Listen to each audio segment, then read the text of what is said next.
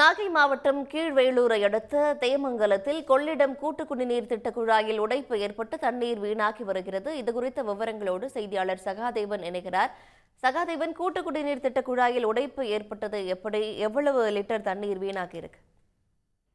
அதாவது நாகப்பட்டினம் மாவட்டம் கீவளூர் அடுத்துள்ள தேமங்கலம் ஊராட்சியில புதிதாக கட்டப்பட்ட அந்த ஊராட்சி மன்ற கட்டட அலுவலகத்து வாசல்ல தான் அந்த கூட்டு குடிநீர் குழாயானது உடைப்பு ஏற்பட்டு அருவி போல கொட்டுகின்ற அந்த காட்சியை பார்த்து கொண்டிருக்கிறோம்.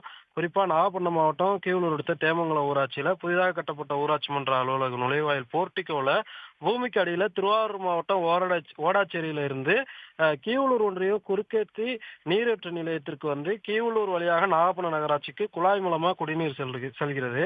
இன்று 1 மணி நேர அளவில் கிட்டத்தட்ட நாகப்பட்டினம் திருவாரூர் தேசிய நெடுஞ்சாலையில் தேமங்கலம் ஊராட்சி புதிதாக கட்டப்பட்ட ஊராட்சி மன்ற அலுவலக வாசல்ல பதியப்பட்ட அந்த டைல்ஸ் கற்களை வந்து உடைத்து கொண்டு ஏற்பட்டு அந்த தண்ணீர் பீச்சி அடித்து அருவி போல வெளியேறுவதை பார்க்க முடிகிறது. குறிப்பாக கிட்டத்தட்ட 1 மணி நேரத்திற்கு மேலாக அந்த தண்ணீரானது வெளியேறி வருவதால் அப்பகுதியில் இருக்கக்கூடிய குடியிருப்பு பகுதிகளுக்கும் அந்த கொள்ளிடம் கூட்டு குடிநீரானது வெளியேறி சாலையில் ஓடிக்கொண்டிருப்பதை நம்மால் காண முடிகிறது.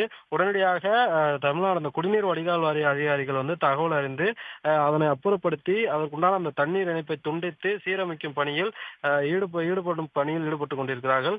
இருந்தாலும் கிட்டத்தட்ட 1 மணி நேரத்திற்கும் மேலாக அந்த தண்ணீரானது இன்று வரை வெளியேறி கொண்டுதான் இருக்கிறது.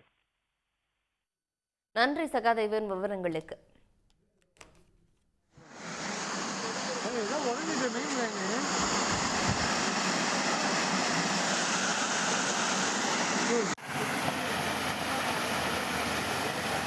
உடனுக்குடன் செய்திகளை தெரிந்து கொள்ள சன் நியூஸ் பெல் ஐகானை கிளிக் பண்ணுங்க.